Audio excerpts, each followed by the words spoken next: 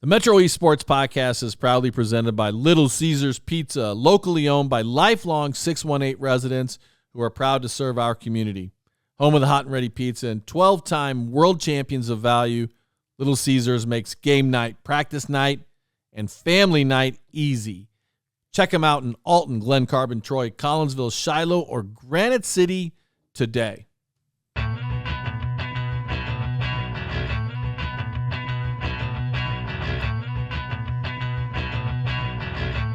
Get ready for the award-winning #1 sports podcast on our side of the river. It's time for the Metro East Sports Podcast. From the front office Wealth Strategy Studio in beautiful Edwardsville, welcome to the Metro East Sports Podcast, talking all things sports in the Metro East, season number 7, show number 13, recorded Thursday, April 30th, 2026, might be the first Thursday show I've ever done here in 7 years, so I'm feeling a little bit like uneasy. I like things to be the same every week. I am David Leip alongside my buddy Matt Camp. Good to see you, Camper. Always good to be here. Busy these days? Very. Spring is like, we're almost to the home stretch. Not quite yet. We are almost there, but it feels like every day there is at least 4 or 5 things going on locally. Yep. It's not playoff time yet. And KP, good to see you, KP. Good to see you, Coach. You're busy these days, too, with some off-season basketball and some tennis and getting out, seeing a lot of sports, too, as well. So appreciate that. Anyway, tonight, after the high school report, where we talk baseball rankings, soccer rankings, a little bit of softball and tennis rankings, in segment number 2, we're going to have Joe Roderick of St. Louis Sports Central and Nick of the Godfrey Timberwolves. They got a bunch of stuff going on, including a cancer awareness benefit game, and we're going to hear all about that. Before we begin, I want to thank partners Cassens Chrysler, Dodge, Jeep, and Ram, Keller Williams Marquis, the Blasting Game Group, Integrity Spine and Joint Center, Front Office, Fiduciary Network, Oakbrook Golf Club, and Play It Again Sports, Edwardsville. And before we start, 3 things I'm going to beg you for. Number 1, subscribe to this podcast.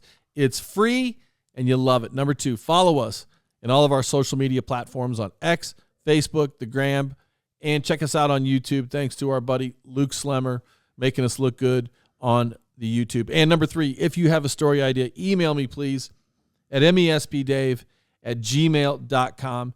And remember, you can nominate your favorite team for Integrity Spine and Joint Center Metro East Team of the Month. Could be a park and rec team, a middle school team, a high school team. You name it. To nominate a team for Team of the Month, send your suggestion to mespdave@gmail.com. Please put Team of the Month in the subject line. All right, guys, let's talk high school report. Kicking it off with baseball rankings. Diego's baseball rankings with Scout Connect. Let's start with the large schools. Large schools, top 10, and coming in at 10th place, Washington. At 9, O'Fallon. 8, Waterloo. 7, Edwardsville. 6, Mascoutah. 5, Sacred Heart Griffin. 4, Dunlap. 3, Normal U High. Number 2, Triad. And number 1, Normal Community. And checking out Diego's notes for the large schools, no movement in the top 7, he says. All the exact same teams from a week ago. Waterloo is up to number 8 after splitting with Mascoutah in conference, but beating them handedly at home. Remember, these are Diego's words. Number 3, he says Washington is the biggest riser, going from 14 to 10. O'Fallon continues to fall. They're at number 9 now after a 2-1 week, losing to small school Columbia. Do you guys have any thoughts about the large school baseball from last week or Diego Solaris's rankings? Well, from what we've seen, Normal Community is not going anywhere from that number 1 spot, and they continue to play well. Triad has been amazing this season, and they look to get back to state. And then when it comes to Mascoutah, that's a team to watch, especially in the playoffs. Darren Klein, probably the best pitcher in the area. Junior right-hander, he can throw it. He can throw some heat, too. Yes, and hit. Yeah, absolutely. I think, as Matt said, Triad is going to be a team to watch here coming up the pike. And Triad is 3A and Edwardsville is 4A, right? Correct. Okay. got that right. Okay, let's check out Diego's small school baseball rankings. Starting at number 10, Harrisburg. 9, St. Anthony. 8, Tremont. 7, Monticello. 6, Tolono Unity. 5, Nashville. 4, Father McGivney. 3, T-Town. Number 2, Freeburg. And the number 1 small school baseball team in Southern Illinois, once again, for Scout Connect, Diego Solares, St. Joseph Ogden, 19-1. What do you guys want to say about the small schools? I'm interested to see Teutopolis. We're going to see them here in town in a week and a half. They're going to be playing in the. They're going to actually be playing in the Tiger Classic. Oh, okay, cool. So who are they playing? They'll play Highland, Edwardsville, and I believe the third team is Chatham. T-Town in the house. So it'll be interesting to see them against the bigger schools. And what's the date on that tournament? It is. You remember? Next weekend, Friday, Saturday. I will be there. All right. There you go. Diego's notes. Freeburg is up to its highest ranking of the spring, climbing up 1 spot, now at number 2 after beating Teutopolis on Saturday. Nashville and Tolono are each on the rise at number 5 and 6, respectively. Monticello climbs up 2 spots to 7. Tremont is up 2 spots to 8. Central and Roxana stay put at numbers 13 and 14 after splitting their conference series. And one team not in the rankings but continue to keep an eye on is Columbia. They don't have a great record, he says, but they have several good wins, and they've already beaten Breeze Central this week after the rankings came out, put them in the just missed portion of the rankings this past week. So those are the Scout Connect baseball rankings and the notes by Diego. Anything else you guys want to say about small school baseball? Anything Diego says, I trust. Yeah, yep. He's the master of it all. I tell you what, man, he's the hardest working guy in Metro East baseball. I tell you that. I mean, coaches, you're working hard. I get it, but this guy knows. Unbelievable. Well, his knowledge is incredible. Just knowing players and teams, the whole shoot match. Yeah, good for him. And he goes everywhere. Yeah. All right. Soccer time? Soccer time. We've got some good ones. So we'll start with the small school rankings. A new one, number 5, Litchfield, 16-1-1. They snuck up on us. Holy cow. They have, and they're going to be hosting a regional this year. So they're number 5. Number 4 is Columbia. Number 3, Marquette at 8-4-2. Number 2, Althoff at 12-3. And Father McGivney, the number 1 team, still at 14-1-1. So the top 4 remain the same. And we'll get into a little bit more of the Father McGivney girls soccer after the large school rankings. But what did happen is Jabot moved out. They had a tough week, lost 6-0 to Waterloo, which is one of our top large school teams, and then also got beat by Columbia 1-0. So Jabot moves out, Litchfield moves in. Litchfield and Jabot did tie earlier this season. Those were tough losses, though, for them. That's a tough week for anybody. Absolutely. Okay. So large school rankings. Number 5, a brand new one as well. Collinsville gets in there at 9-5. Number 4 is Triad at 8-3-2. Waterloo, number 3, they're 13-0. And number 2 is Edwardsville at 8-2-1, and O'Fallon 10-1-2. Waterloo is a tough team to kind of figure with the Triad, and you could easily flip Edwardsville and Waterloo. I think that's a pretty even one. Yeah. When does Waterloo play Edwardsville? Will not. Okay. They do not. I was hoping that'd be one. And actually, Waterloo was supposed to play Father McGivney on Monday, but got rained out, and they couldn't find a new date. So they're just not going to play. They're not going to play. No kidding. They're not. They're gonna. Ooh, that would have been a heck of a battle. It would have. So, but the big one was last night was Edwardsville and Father McGivney tied 1-1. Edwardsville controlled play throughout, dominated. They're up 1-0 going into the 15th minute. Father McGivney keeper gets a yellow card, has to come off the field. McGivney does not have his backup keeper. Oh, wow. She's gone. They have to turn to a junior varsity player who has played goalie maybe once or twice in Pee Wee. Comes in, makes the stop on the PK. McGivney kind of turns it around, gets comfortable, and they ended up forcing a 1-1 tie with a minute to go. Wow. Yep. I heard it was less than a minute on the goal. It was a lot like Edwardsville O'Fallon earlier this year, where Edwardsville controlled the play, just couldn't finish. So you use the word dominate. They controlled possession. Okay. And had the majority of the scoring chances. So there's two ways of looking at this.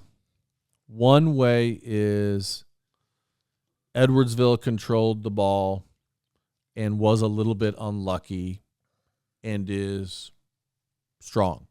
The other way of looking at it is that's a great, gritty team win for Father McGivney. You know, it's like there's just no. And that's exactly how both coaches and players said it last night. Yeah. The Edwardsville coach, Justin Burnett, is, frustrated. We had our chances. We just didn't finish. He was frustrated. Or he wasn't like positive in the sense that, hey, we dominated the play. We just need a little bit more luck. I think it was more frustrating in the sense that this has been going on a little bit of trying to finish. And once this team starts finishing, they're going to probably be the team to beat in this area. That's crazy. That's like the Triad Waterloo game a couple weeks ago. Triad dominated the play for most of the game, but that Waterloo goalie just kept stopping them, and then Waterloo ended up on the penalty kicks. Well, congratulations to McGivney. That's a great tie for them, right? I mean, anytime you come out of there with a tie after you're losing most of the game, you feel good about it. If you give up a late goal, whether you were expected to win or not, you don't feel good about it. So, and it's crazy too for Father McGivney. They tie O'Fallon on O'Fallon's home field. They tie Edwardsville on Edwardsville's home field. And this is a team that wants to win a 1A state title, and they're playing everybody. Well, McGivney's good. I mean, they're darn good. All right, before we go on and talk about softball, I want to thank partner Cassens Chrysler, Dodge, Jeep, and Ram, the #1 place to purchase a vehicle in the Metro East. If you're in the market for a new or a pre-owned car, check out Cassens inventory in person, where they've been for over 28 years, or online at Cassens.com. Cassens has earned the highest ratings for customer service. Their expert staff is committed to making your car buying experience enjoyable, including convenient on-site financing. I've purchased 5 vehicles there, including that beautiful Gladiator, and I will not buy a car or a Jeep or a minivan anyplace else.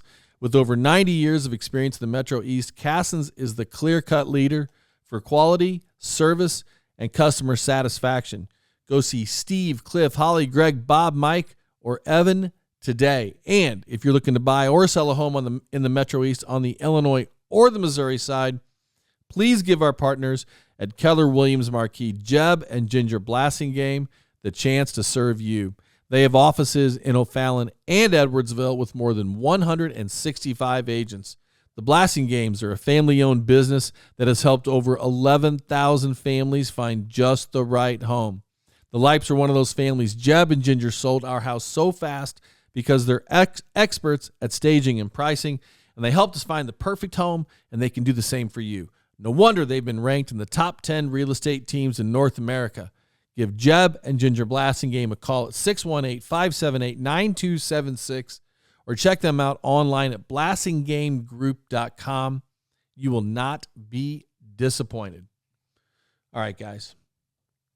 Softball rankings are the same. They are the same, but you can check out the old ones from last week on Spotify or even on the social media platforms on X and Facebook. Perfect. Okay, but you do want to talk about it just a little bit? I do. So we had a couple big small school games last week. Number 2, Redbud beat Columbia 10-0. Columbia was number 4, Redbud number 2. So Redbud proving that ranking pretty good right there. And that's a good podcast to go back and listen to. When we had the Bud coach on, we had the coach from the Bud, and we did the softball preview. That was cool. Best nickname in Metro East, the Bud. I like it. I love it. Keep going. The other big one last week, I had put Carrollton back into the top 10 at number 8. They then lost to Calhoun 10-0. So what? Calhoun decided to come to play that day. The Hooners. And Calhoun's pretty good. Not to knock on them, but okay. So that was the small school updated notes, and then the large school had a couple games. Muscuda split. They beat Civic Memorial 10-0, and then Waterloo got Muscuda 12-2. Waterloo's our number 1 team right now. And then Centralia beat O'Fallon 1-0. Pitchers duel out there. Centralia is our number 3 team, and O'Fallon's number 7. And Centralia is one of those teams where I was kind of hesitant at first to start ranking them early just because you're just not sure of those teams that are just outside the Metro East. But and they're putting together some wins. And O'Fallon's a good team with some good pitching. O'Fallon's a very good team, year after year, and they're always tough to beat, especially in the postseason. But who did Waterloo lose to? Remind me. They're 16-1. Belleville West. Belleville West, yeah. Go figure. Okay, so this is going to be and Belleville West is a weird team where they're good, but their record just doesn't show it. Yeah, they're 9-10, so currently ranked 6 for you. But Belleville West beat Edwardsville in baseball. Short gamed them. Yeah. So the rankings are deep. There's a lot of parity. There's a lot of depth in these sports. So, all right. Anything else about softball from either one of you guys? I think we're good. Okay. Moving right along. Tennis talk? Absolutely. Okay. Got my tennis rankings. Finally got in tune with tennis reporting, and I've done my homework here. But starting with our rankings, we're having honorable mention Carbondale High School. They're at 15-5. We're bringing them up from the southern Illinois a little bit, kind of shortening up our or expanding our horizon, so to speak. At number 10, we have Alton at 6-7. Number 9, Alton Marquette, who lost their first match, I believe, to Alton. Is that correct, Coach? No, I thought they lost to Highland. Was it Highland? Okay. Anyways, 9-1. We've got Waterloo at 7-8. Jerseyville, number 7, 10-6. Number 6, Highland at 13-5-1. Belleville East comes in at 5 at 6-5. Number 4, Mascoutah, 11-3. It seems like Mascoutah's getting mentioned in all our sports lately. Triad, number 3 at 17-7. Number 2, O'Fallon, 7-6-1. And the number 1 team in the charts is Edwardsville Tigers, 20-3. I just want to mention a little bit because this is an interesting sport, for rankings, because when you get down to some of these levels, I think the talent is comparable, but the scores or the records don't depict how really good or bad the team is, in my opinion. Give me an example. I'll take example like Alton, for instance. They had a big win. They come in. They were in the bottom of our list coming up. Or you look at, for instance, Triad and Highland. Highland beat Triad, but we have Triad above. We have them in the top 3. Okay, but Highlands, when Highland beat Triad, it wasn't varsity versus varsity. And I think what you are pointing out is the frustration that some other people might feel when they see certain results because they may not realize, okay, Highland beat Triad. You saw that on tennis reporting. Right. But I don't think that was varsity versus varsity. I think Highland plays Triad, according to Zach Plocker. He plays Highland coach. They play Triad on Monday. So as of Monday, I'll have a better feel for that. Well, I don't blame you for voting how you vote. Well, I've got an example of that. I was at Triad Collinsville. There was supposed to be a quadruple meet. I don't know if you quad meet. There were supposed to be 4 teams. It ended up only Collinsville and Triad. Well, when I got there, I found out that Triad didn't play their top 6 against Collinsville. So they're the only 2 varsity teams there. And it was hard, to me. How do you rank that team when they weren't playing their best players, even though they Triad still won? Okay, but they didn't win it number 1 singles, right? They did not. That was the only one I think that. Don't quote me because I didn't keep track. But it makes sense. In that case, Triad is trying to get some kids some experience, and they won the match. So the kids that they played in the match were good enough to win. Oh, absolutely. So they had that right. Now, if it counted as a varsity match, then probably they, I would have played somebody good against them. Yep. We're going to play them on Monday, right. And we're going to play our top kid. I don't know why he did it. I'm not going to. Well, no, I'm not going to try to explain it. I think to me, again, coming from a team sport, it's a little hard to understand. You're not playing your best players. All right. So number 1, whoever. Number 2, O'Fallon, 7-6-1, and number 3, Triad at 17-7. Obviously, Triad has a bunch of more wins, but at this point, O'Fallon and Triad, those 2 teams are very close. Right. Joe Cass defending 1A, half of the 1A doubles team, still at Triad. He's good. Triad's good. Yep. I didn't want to do rankings until Edwardsville had played O'Fallon. And now that Edwardsville has played O'Fallon, then I'm comfortable with these rankings. It's not really comfortable for me to talk about tennis. Understand? Rankings. Oh, and that's why I'm talking about it, Coach. Perfect. But the other thing, just to throw out, some of these teams, the records are not the true picture, and I shouldn't say true picture, but some of these teams go over to St. Louis, or like Edwardsville goes up to Chicago, and doesn't play the local talent, so that distorts. I think there's a couple other teams in our top 10 that go up north to play, and it's you're playing some different competition, so I think that's why it distorts the records a little bit, in my opinion. Okay. I was laughing a little bit during the rankings when you mentioned Marquette, because Pete Hayes for the Alton Telegraph just put out a story about how Marquette's off to a great start, and they are, and they're undefeated. Well, they just lost. I know, as a coach, is that like the kiss of death when you see that article come out that says, "Hey, we're undefeated"? And it is. Absolutely, it is. I don't know. It is, Coach.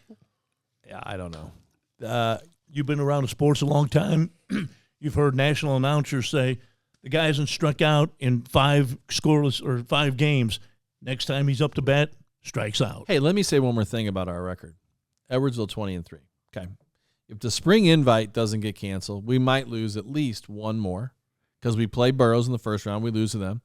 Who knows if we lose? We could go lose at least one more, maybe 2 more. And then last weekend. And we didn't play MICDS. Right. That's another couple losses potentially. So Edwardsville could easily be like 23-6 too. So I don't know. I cringe at the gaudy record. I think you should try to find losses. Unless you're the best. If you're the best team in the area and you don't have to like travel far, I think it's better to lose. Look at McGivney Soccer. They played O'Fallon. They played Edwardsville. They're not afraid to lose. And look at Tim Funkhauser at Edwardsville for baseball. Sure. He'll play everybody. Well, I think that's a good thing. I really do. I do too. Anyway, well, thanks for doing the diligence on tennis, KP. You're the tennis expert at the table. All right. Thank you. Appreciate it. All right, guys. Anything else you want to throw into for the big thanks to Diego Solares, Scout Connect, for his work on baseball? Anything else we want to talk about with the high school report? I think we're good. Thanks, Mr. Kemp. I was just going to say real quick, IBCA Hall of Fame is this weekend. I will be the shortest member ever inducted on the media side. But congratulations, by the way. Matt Camp.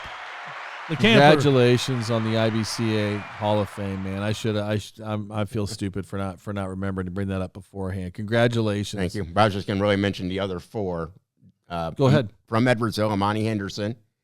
We have Paul Schaefer and Dustin McGuire on the basketball player side, and then John Rotter, who's been working the scoreboard for a long time, also going in as well. Very good. That's awesome. Congrats to all of them. Congratulations. All right, buddy. We'll see you soon. Thanks for your work, guys. And segment number 2 coming up, Joe Roderick and also Nick from the Godfrey Timberwolves.